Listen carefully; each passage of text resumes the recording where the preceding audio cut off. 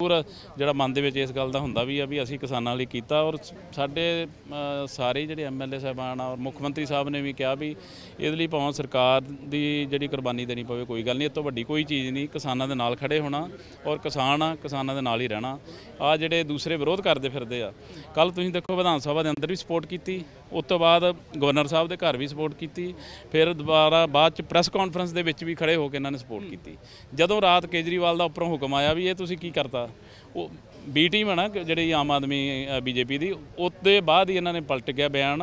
ਔਰ ਮੈਂ ਇਹਨਾਂ ਨੂੰ ਪੁੱਛਣਾ ਚਾਹੁੰਦਾ, ਜੇ ਇਹ ਕਿਸਾਨ ਹਤੈਸ਼ੀ ਆ, ਆਪਣੇ ਆਪ ਨੂੰ ਪੰਜਾਬ ਦੇ ਹਤੈਸ਼ੀ ਦੱਸਦੇ ਆ, ਫਿਰ ਇਹ ਦਿੱਲੀ ਜਿਹੜੀ ਕੈਪੀਟਲ ਆ ਸਾਡੀ, ਦਿੱਲੀ ਇਹਨਾਂ ਦੀ ਸਰਕਾਰ ਆ, ਇਹ ਗੱਲ ਕਰਨ ਦਿੱਲੀ ਤੋਂ ਕੇਜਰੀਵਾਲ ਨੇ ਕੋਈ ਚੱਜ ਨਾਲ ਵਿਰੋਧ ਨਹੀਂ ਕੀਤਾ, ਦਿੱਲੀ ਦੀ ਵਿਧਾਨ ਸਭਾ ਦੇ ਵਿੱਚੋਂ ਇਹ ਬਿੱਲ ਜਿਹੜੇ ਪਾਸ ਕਰਾਉਣ ਔਰ ਰੈਜੂਲੇਸ਼ਨ ਲੈ ਕੇ ਆਉਣ। ਜੇ ਉਹ ਕਹਿੰਦੇ ਦਿੱਲੀ ਦੇ ਵਿੱਚ ਤਾਂ ਖੇਤੀ ਹੈ ਹੀ ਨਹੀਂ, ਦਿੱਲੀ ਤਾਂ ਛੋਟਾ ਜਿਹਾ ਇੱਕ ਦੇਸ਼ ਆ, ਉੱਥੇ ਇਕੋਨਮੀ ਖੇਤੀ ਤੇ ਨਿਰਭਰ ਹੈ ਹੀ ਨਹੀਂ ਤਾਂ ਫਿਰ ਉੱਦਾਂ ਰੌਲਾ ਪਾਉਂਦੇ ਅਸੀਂ ਸਵਾਮੀਨਾਥਨ ਦੀ ਰਿਪੋਰਟ ਲਾਗੂ ਕਰਤੀ, ਝੂਠ ਹੀ ਬੋਲਦੇ ਫਿਰ ਜੇ ਦਿੱਲੀ ਖੇਤੀ ਹੈ ਨਹੀਂ ਤਾਂ ਫਿਰ ਕੀ ਗੱਲ ਕਰਦੇ ਆ ਵੀ ਅਸੀਂ ਇੱਥੇ ਸਵਾਮੀਨਾਥਨ ਦੀ ਰਿਪੋਰਟ ਲਾਗੂ ਕੀਤੀ। ਤਾਂ ਇੱਥੇ ਮੰਤਰੀ ਜਿਹੜੇ ਸਾਰੇ ਮੰਤਰੀ ਵਿਧਾਇਕ ਇੱਥੇ ਕੈਪਟਨ ਅਮਰਿੰਦਰ ਸਿੰਘ ਨਾਲ ਲੰਚ ਕਰਨ ਜਿਹੜੇ ਪਹੁੰਚੇ ਆ, ਤੇ ਵਿਜੇਂਦਰ ਸਿੰਘਲਾ ਇੱਥੇ ਮੰਤਰੀ ਸਾਹਿਬ ਦਿਖਾਈ ਦੇ ਰਹੇ, ਤੇ ਇੱਧਰ ਰਾਜਾ ਵੜਿੰਗ ਵੀ ਮੌਜੂਦ ਆ, ਤੇ ਵਰਿੰਦਰ ਢਿੱਲੋਂ ਯੁਵਾ ਨੇਤਾ ਯੁਵਾ ਪ੍ਰਧਾਨ, ਗੱਲਬਾਤ ਕਰ ਲੈਂਦੇ ਆ। ਖੁਸ਼ੀ ਆ ਕਾਂਗਰਸ ਦੇ ਵਿੱਚ ਜਿਹੜੇ ਬਿੱਲ ਪਾਸ ਹੋਏ ਆ? बिल्कुल बिल्कुल भाजी, बहुत खुशी आ और बड़ा वधिया इतिहासिक फैसला वा। खुशी नालों इस करके खुशी नहीं है भी कोई, इस करके खुशी आ भी पंजाब दे विच एक मैसेज गया वा भी पंजाब वाले लोग जिहड़े आ रात दी नींद चैन ना सौ सकते हैं जब तक कैप्टन अमरिंदर सिंह जी और जब तक कैप्टन साहब इस चीज़ का ध्यान रखेंगे। लगातार ਜਿਹੜਾ ਨਿਸ਼ਾਨਾ ਸਾਧ ਰਹੇ ਵਿਰੋਧੀ ਵੀ ਕਹਿੰਦੇ ਹਜੇ ਤੱਕ ਗਰੰਟੀ ਨਹੀਂ ਜਿਹੜੀ ਲਿੱਤੀ ਗਈ। देखो स्टेट जो कर सकती है, जिन्नी स्टेट गारंटी लै सकती है उस तो वध गारंटी लिती आ। और अगर तुसी इस गल नूं इनू ऐ लैके जाना चाहते हो भी स्टेट जिहड़ी आ भी वो कोई जिन्नी को दी ताकत आ उस तो वध के उन्होंने गारंटी लिती है। हुण तां सेंटर वाल नूं बॉल सुट्टती है, हुण सेंटर वाल नूं और सारियां पार्टियां स्टेट वालियां पार्टियां नूं स्टेटां नूं इकट्ठे होकर सेंटर ते प्रैशर पाना चाहिए। ਤਾਂ ਲਗਾਤਾਰ ਇਹੀ ਕਹਿਣਾ ਕਿ ਜਿਹੜੀ ਸਾਰੀ ਸਟੇਟਾਂ ਨੂੰ ਇਕੱਠੇ ਹੋ ਕੇ ਸੈਂਟਰ ਦੇ ਉੱਪਰ ਪ੍ਰੈਸ਼ਰ ਪਾਉਣਾ ਚਾਹੀਦਾ, ਤੇ ਕਾਂਗਰਸ ਦੇ ਅੱਜ ਖੇਮੇ ਦੇ ਵਿੱਚ ਖੁਸ਼ੀ ਹੈ। ਰਾਜਾ ਵੜਿੰਗ ਇੱਥੇ ਵਿਧਾਇਕ ਮੌਜੂਦਾ, ਗੱਲਬਾਤ ਕਰ ਲੈਂਦੇ ਆ। ਸਰ ਕਾਨੂੰਨ ਪਾਸ ਕੀਤੇ ਹੈ ਪਰ ਵਿਰੋਧੀ ਲਗਾਤਾਰ ਨਿਸ਼ਾਨੇ ਸਾਧ ਰਹੇ ਕਿ ਇਹ ਕਾਨੂੰਨ ਹੈ ਜਿਹੜੇ ਹੁਣ ਕੇਂਦਰ ਵੱਲੋਂ ਪਾਸ ਕੀਤੇ, ਜਿਹੜੇ ਕੇਂਦਰ ਦੇ ਕਾਨੂੰਨ ਸੀ ਉਹਨਾਂ ਵਿੱਚ ਸੋਧਾ ਕਰਤੇ। ਭਗਵੰਤ ਮਾਨ ਦਾ ਵੀ ਰਾਤੀ ਜਿਹੜਾ ਇਹੀ ਬਿਆਨ ਆਇਆ। ਮੇਰੀ ਬੇਨਤੀ ਹੈ ਭਗਵੰਤ ਮਾਨ ਜੀ ਨੂੰ ਕਿ ਉਹਨਾਂ ਨੇ ਆਪਦੇ ਜਿਹੜਾ ਓਪੋਜੀਸ਼ਨ ਲੀਡਰ ਹੈ ਉਹਨੂੰ ਕਹਿ ਕੇ ਭੇਜਣਾ ਸੀ ਕਿ ਅਗਰ ਸਾਈਨ ਤੇ ਸਮਰਥਨ ਕਰਨਾ ਹੋਇਆ, ਜੇ ਆ ਚੀਜ਼ਾਂ ਹੋਈਆਂ ਤਾਂ ਸਮਰਥਨ ਕਰੀ, ਨਹੀਂ ਬਿਨਾਂ ਸਮਰਥਨ ਕੀਤੇ ਵਾਪਸ ਆ ਜਾਏ। ਉਹ ਕਿਹਨੂੰ ਮੂਰਖ ਬਣਾਉਣਾ ਚਾਹੁੰਦੇ ਹੈ?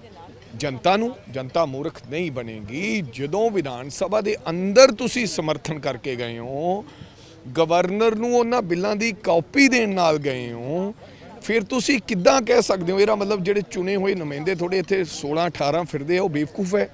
ਜਾਂ ਉਹਨਾਂ ਨੂੰ ਬਰੀਫ ਕਰਕੇ ਭੇਜਦੇ ਕਿ ਸਾਡੀਆਂ ਇਹ ਸ਼ਰਤਾਂ ਹੈ, ਅਗਰ ਇਹ ਸ਼ਰਤਾਂ ਬਿੱਲ ਦੇ ਅੰਦਰ ਨਾ ਹੋਣ ਤਾਂ ਤੁਸੀਂ ਸਹਿਮਤੀ ਨਹੀਂ ਪ੍ਰਗਟਾਉਣੀ। ਸੋ ਰਾਤ ਨੂੰ ਉੱਥੇ ਸੌਂ ਜਾਣਾ, ਕੋਈ ਮੁੱਦੇ ਤੇ ਬਿਲਕੁਲ ਸੌਣਾ ਵੀ ਚਾਹੀਦਾ, ਲੜਾਈ ਵੀ ਚੜ੍ਹਨੀ ਚਾਹੀਦੀ ਹੈ, ਘੇਰਨਾ ਵੀ ਚਾਹੀਦਾ, ਲੇਕਿਨ ਕੋਈ ਮੁੱਦਾ ਤਾਂ ਹੋਵੇ। ਉੱਥੇ ਸੌਣ ਦਾ ਕੀ ਮੁੱਦਾ ਸੀ ਕਿ ਕਿਸਾਨਾਂ ਦੇ ਬਿੱਲ ਲੈ ਕੇ, ਉਹਨਾਂ ਨੂੰ ਇਹ ਲੱਗਦਾ ਸੀ ਉਹਨਾਂ ਤੋਂ ਬਿਨਾਂ ਬਿੱਲ ਨਹੀਂ ਆ ਰਹੇ, ਬਿੱਲ ਲੈ ਕੇ ਆ ਰਹੇ ਹਾਂ ਅਸੀਂ ਆਲਰੇਡੀ। ਅਸੀਂ ਕਿਹਾ ਵੀ ਉਹ ਕੱਲ੍ਹ ਨੂੰ ਲੈ ਕੇ ਆਵਾਂਗੇ, ਹੋ ਸਕਦਾ ਸਾਨੂੰ ਬਿੱਲ ਡਰਾਫਟ ਕਰਨ 'ਚ ਟਾਈਮ ਲੱਗ ਗਿਆ ਹੋਵੇ, ਇੱਕ ਦਿਨ ਵੱਧ ਲੱਗਿਆ। ਮਤਲਬ ਇਹ ਤਾਂ ਨਹੀਂ ਵੀ ਅੱਜ ਹੀ ਲਿਆਓ ਤਾਂ ਫਿਰ ਹੀ ਮੈਂ ਬੱਚਿਆਂ ਦੀਆਂ ਗੱਲਾਂ ਨਹੀਂ ਕਰਨੀਆਂ ਚਾਹੀਦੀਆਂ ਚੁਣੇ ਹੋਏ ਲੋਕਾਂ ਨੂੰ। ਉਹ ਖਰੀਦ ਦੀ ਗਰੰਟੀ ਦੀ ਗੱਲ ਕਰ ਰਹੇ ਸੀ। ਅਮਨ ਅਰੋੜਾ ਨੇ ਵਿਧਾਨ ਸਭਾ ਦੇ ਵਿੱਚ ਵੀ ਬੋਲਿਆ, ਕੁਲਤਾਰ ਸੰਧਵਾ ਨੇ ਵੀ ਬੋਲਿਆ, ਕਹਿੰਦੇ ਪੰਜਾਬ ਸਰਕਾਰ ਗਰੰਟੀ ਲੈ ਲੇ। ਤੇ ਪੰਜਾਬ ਸਰਕਾਰ ਨੂੰ ਕੀ ਦਿੱਕਤ ਹੈ ਗਰੰਟੀ? ਅੱਜ ਦੀ ਡੇਟ ਦੇ ਵਿੱਚ ਖਰੀਦ ਹੋ ਰਹੀ ਹੈ। ਅਸੀਂ ਅਗਰ ਇਹ ਨੌਬਤ ਪਈ ਤਾਂ ਖਰੀਦ ਦੀ ਗਰੰਟੀ ਵੀ ਲਈ ਜਾਵੇਗੀ। ਇਹ ਰਾਤੋਂ ਰਾਤ ਬਣਨ ਵਾਲਾ ਕੰਮ ਨਹੀਂ ਹੈ। 70,000 ਕਰੋੜ ਰੁਪਏ ਦੀ ਇੱਕ ਸਾਲਾਨਾ ਫਸਲ ਤੇ ਪੈਸੇ ਲੱਗਦੇ ਹੈ, ਜਦਕਿ 57,000 ਕਰੋੜ ਰੁਪਇਆ ਸਾਡਾ ਬਜਟ ਹੈ। ਸੋ ਪੈਸੇ ਕਿੱਥੋਂ ਲੈ ਕੇ ਆਉਣੇ ਹੈ? ਉਹਦੇ ਕੀ ਇੰਤਜ਼ਾਮਾਤ ਹੋਣੇ ਚਾਹੀਦੇ ਹੈ? ਇਹ ਰਾਤ ਨੂੰ ਆਈਡੀਆ ਥੋੜੀ ਹੈ ਵੀ ਸਾਈਕਲ ਖਰੀਦਣ ਜਾਣਾ ਹੈ।